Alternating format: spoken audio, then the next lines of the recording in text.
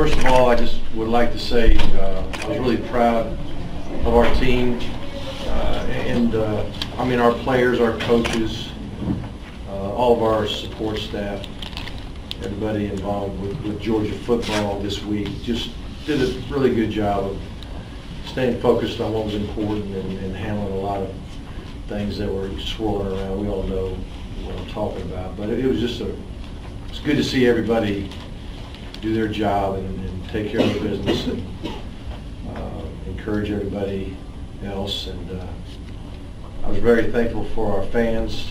Just bad forecast, season not going quite the way everybody wants, obviously, and could have easily just decided not to come. But all the fans that came, dog walk, our students, just really outstanding. And of course, I always want to thank the Red Coat Marching Band.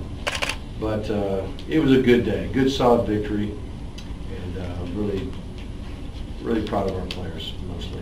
Have you ever run so many zone read plays in your career? Are you talking about with the? Yeah, because Coach Schottenheimer said that's, in the NFL you don't do that. He said that's the most he can ever remember running in a game. Yeah, we ran it a good bit. It was probably more of a different sensation for him, but it's a good play. And we run it with the quarterbacks. We run it with Terry Godwin as well. So we think Terry really has a good feel for it. He did it in high school. We think he handles the ball well from the center. We think that he can make good reads and has athleticism. If you do pull it to make something good happen, we all got to work better on our ball security. And the other thing Terry has is he does have the ability to throw the ball pretty good too. So I'm sure in that package we'll have a few throws coming down the road too. Mark, the defense not giving up a touchdown all day and probably holding Patrick Toes below 100 yards passing, maybe one of the best defenses he's faced this year. Oh yeah, the defense did wonderful, and even the stop when we turned it over deep in our territory, and they were able to force a field goal. It's really as close as you can get to a shutout as far as how they played. And I guess the offense that can move the ball and has a very good balanced attack and has a quarterback who without question, is an NFL-type quarterback. I think he's going to be a draft pick. I think he's going to make a team. I think he'll play before his career's over. I think he's got that kind of ability. So just really good job by the defense. And, of course, Coach Pruitt heading that group up.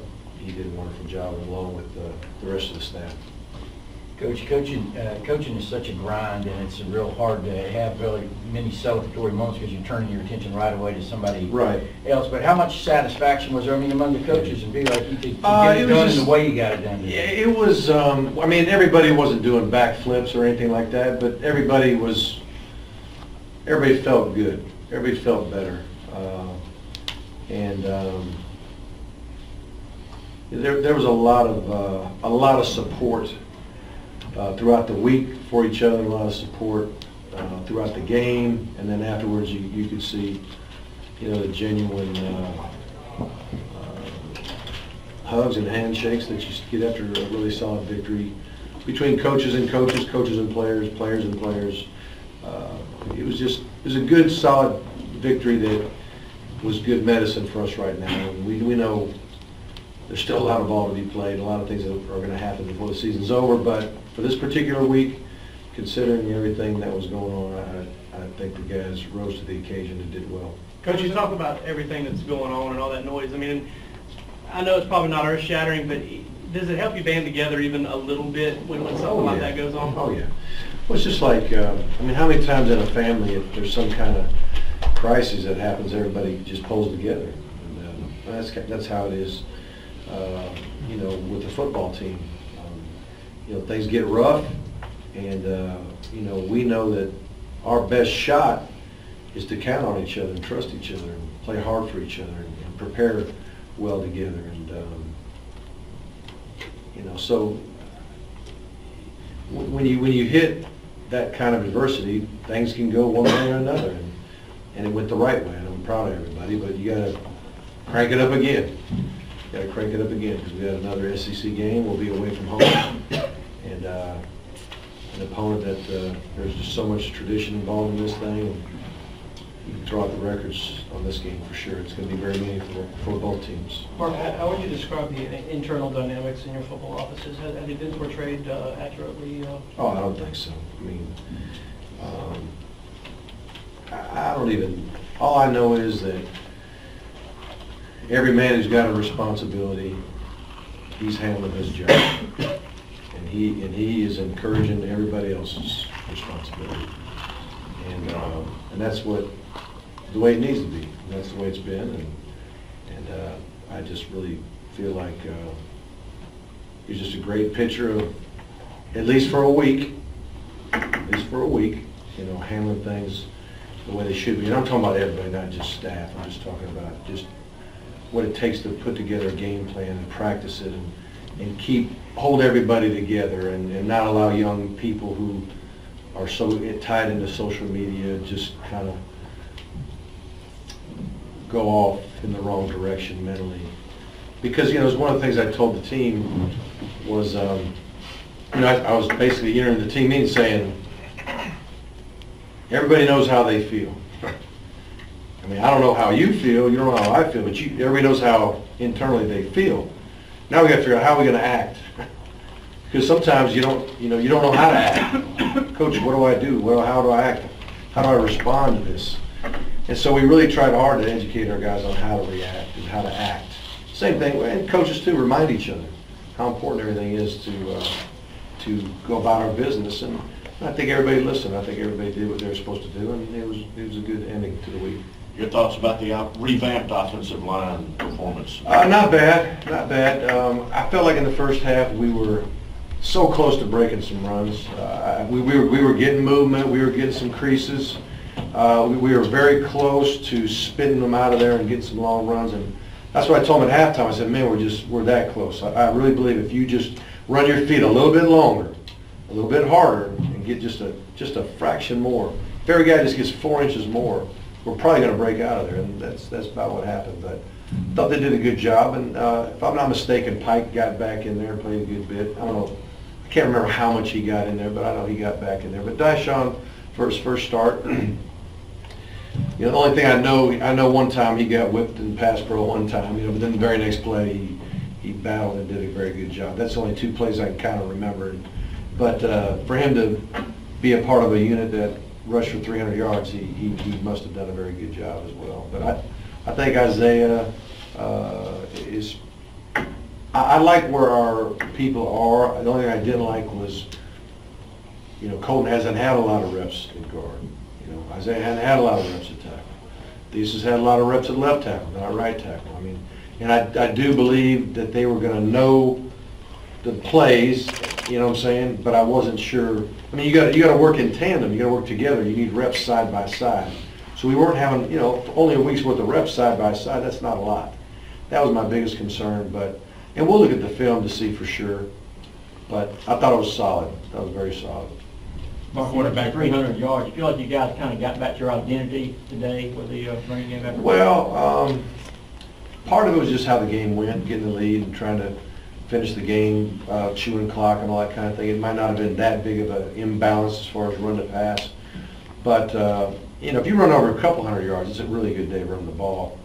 And we just didn't need to throw the ball quite so much in the second half. But part of our identity is to run the ball and run it well and have, obviously, play pass off it, but still be balanced enough to be a very good passing team as well. What went into the quarterback thinking, and how did it? I think part of it was just that, to this point, anyone who had the full load, the full responsibility of the job, it was just, I guess the big thing is we felt like if we would share the load a little bit, it might take just a tad bit of pressure off of Grayson or Bryce or Tom or whoever. Instead of just saying, it's all on you, hey, you're going to play some, you're going to play some. You get a TV on this drive, hey, we'll give you another one. Struggle, we may put the other guy in for a minute, but don't worry, you'll be back in, more than likely, you know. So we just wanted to create a little competition, but also create some buffer for them a little bit too. So that's kind of what we think it was. Sony had a really big day, and he's taking on more responsibility, it seems. How do you feel like he's handling that? Great. He's a very tough kid. You know, everybody's always looked at him as a third down back or a situational back, but he really is a tough runner. He can run inside, outside. Even last week, gets his hand broken within the first 2 plays or whatever, finishes the game, and then comes back with the cast on. And his dominant hand is his right hand to hold the ball, and now all of a sudden he's trying to have his left hand to be the dominant hand, so because he can grip it better. And that takes practice, takes time. Now I know one ball got punched out on the sideline. Thankfully it went out of bounds, but for the most part I thought he secured the ball well, along with just running well. Mark, did you feel that the speculation had just gotten too rampant by Thursday, and that's why you addressed it on Twitter? Because sometimes those things can kind of... Well, yeah, I mean, as far as the Coach Pruitt thing, yeah, I mean, I'm like, where's this coming from? It makes 0 sense. So, I mean, when you have players in class going, well, what's going on? I mean, something happened that morning that I don't know who got this misinformation, and it's really a shame that kind of stuff is flying around. But I felt like, yeah, I need to do something, and I could have gone to Claude and made a statement, but I figured with the Twitter account, I mean, there's close to 200,000 people on that. I figured fairly quick the word would get out. I mean, I think within, I just counted to about 1.5, and it just started exploding, everybody retweeting and all that. So the word got out fast, and that's what I was hoping would happen. Mark, I know winning and losing, recruiting never stops. What's the message you tell to prospects when you're hosting them or talking to them? Yeah, just come on, let's go play ball. Let's get ready to win. And that's all we're doing. You feel like this is something you can build on? You're talking about a lot of positives here today. You feel like you get some Absolutely. momentum? I mean, it's a very positive thing that happened. Again, it's just 1 week, it's 1 game, but it certainly has us moving in a very positive direction, and that's what you want at this point. Give Keaton Marshall, I guess, more of a workload. Do you feel like, what went into that, I guess? Just how he practiced, and the more and more healthy he's looking. I think he actually pulled his knee brace off for the first time since the injury. You know, sometimes you just got to take it off and go play. And I really felt like we saw a difference in his movement even throughout practice. And I was glad to see him have a productive day.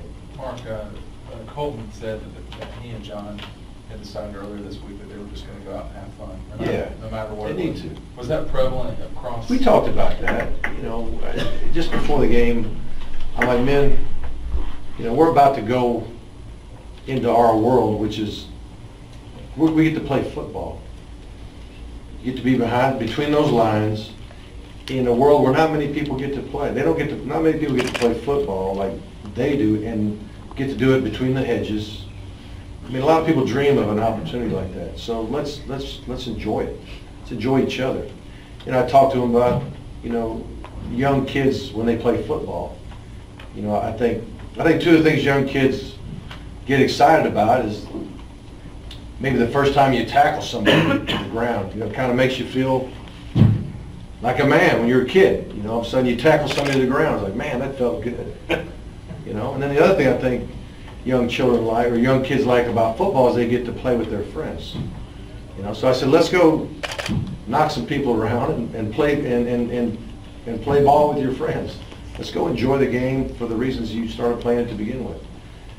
And yeah, that was a big part of the message. But you know, that's part of what I was saying right before we hit the field. It sounds like they had already decided to do that anyway. So I'm not claiming that for them, but they know it was the last SEC home game. They know time is running out of their career and their opportunity to do this thing. You know, let's enjoy it, man. Let's enjoy it. And thankfully, we played well and won the game, because you tend to enjoy football better when you win. It's not like the YMCA where everybody gets a trophy, you know, and you don't keep score. But I think they keep score at YMCA. Depends on the sport.